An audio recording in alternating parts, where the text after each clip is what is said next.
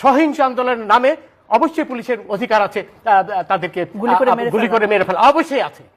যারা আপনি কি আবু সাঈদের মৃত্যুর ঘটনা দেখেছেন? আমি পুরোটাই দেখেছি। পুরো ভিডিও দেখেছেন? তারা যেভাবে আমাকে বলতে দেন আগে, আপনি ডোন্ট লিড ওই আনসারের মতো আমেরিকান এখানে বসে থাকে।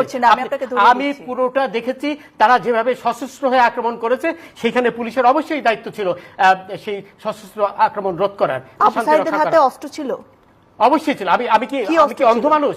তার হাতে লাঠি সোটা ছিল, আমি নিজে দেখেছি। লাঠি দিয়ে সে মেরে আপনি শুনেন, আপনি তো একা দেখেননি নাকি? আরো অনেকেই দেখেছে। সেটাই বলছি, আমিও দেখেছি। আমি দেখেছি যে অবস্থা। কথা শুনে মনে হচ্ছে না। ডোন্ট প্লিজ এই ধরনের রাবিশ কথা বলবেন না আমার সাথে। রাবিশ কথা বলবেন না। আমিও দেখেছি। উত্তেজিত হবে আপনি আমাকে উত্তেজিত করছেন। আপনি তো তাদেরই পক্ষের লোক বলে মনে হচ্ছে। আমি অবশ্যই আপনি তাদের পক্ষে কথা বলেন। শোনেন, এই যে সবুজ মেয়ে মারা গেল ছাত্রলীগের, তাকে কে মারলো? সেটা তদন্ত হবে না? তদন্ত হবে তো, ওইটা সাঈদেরও তো তদন্ত হবে, সবই তো তদন্ত হবে। দেখা যাচ্ছে, আমি তো দেখেছি। আপনি আমাকে বোঝানোর চেষ্টা করছেন যে আমি দেখিনি নাকি? এই ধরনের রাবিশ কথা আমার সাথে বলবেন না।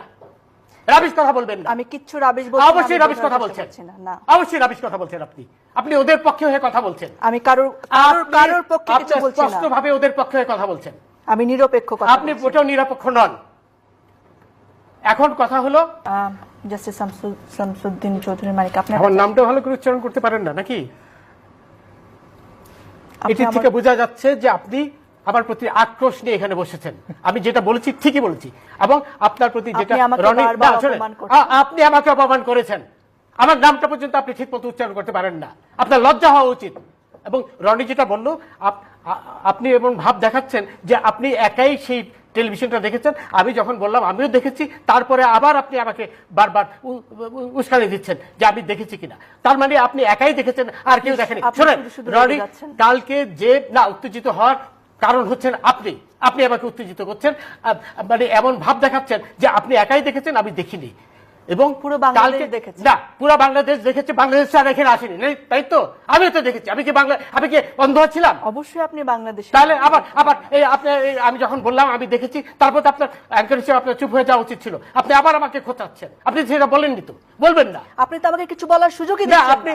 আপনি তো শুরুই করেছেন এইভাবে যে আপনি পরিষ্কারভাবে প্রমাণ করেছেন আপনি তাদেরই লোক।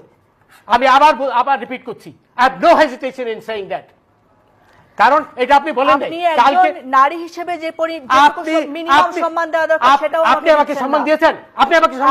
কোনো প্রকার অসম্মান করিনি। আপনি আপনি আবার নারীর কোটা চান না, আবার এখানে নারীর সম্মান চাচ্ছেন। আপনি কোটার সম্মান লিসেন টু মি। আপনি আমাকে প্রথমেই বলেছেন যে আমি দেখিনি, আপনি একাই দেখেছেন। এর চেয়ে বড় অসম্মান কি হতে পারে? অবশ্যই বলেছেন। আপনি আকার ইঙ্গিতে বলার চেষ্টা করেছেন।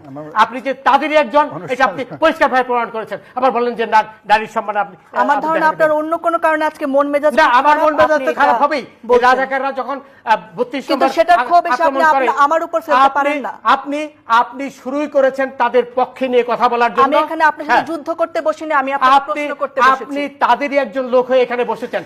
আমি কোনো প্রকার যুদ্ধ করতে, আমি এখানে নিরপেক্ষভাবে বসি। আপনি প্লিজ কিপ কোয়েট। আপনি এখানে অ্যাঙ্কার হিসেবে যে নিরাপত্তার দায়িত্ব সেটা আপনি পালন করেননি বলেই আমি উত্তেজিত হয়েছি। আবার নারীর কথা বলছেন আপনি শুরুর থেকেই। এখন এই যে 12 জনকে আপনার ছাদে থেকে ফেলে দিল, এই কথাটা তো বলেননি। এই কথা দিয়ে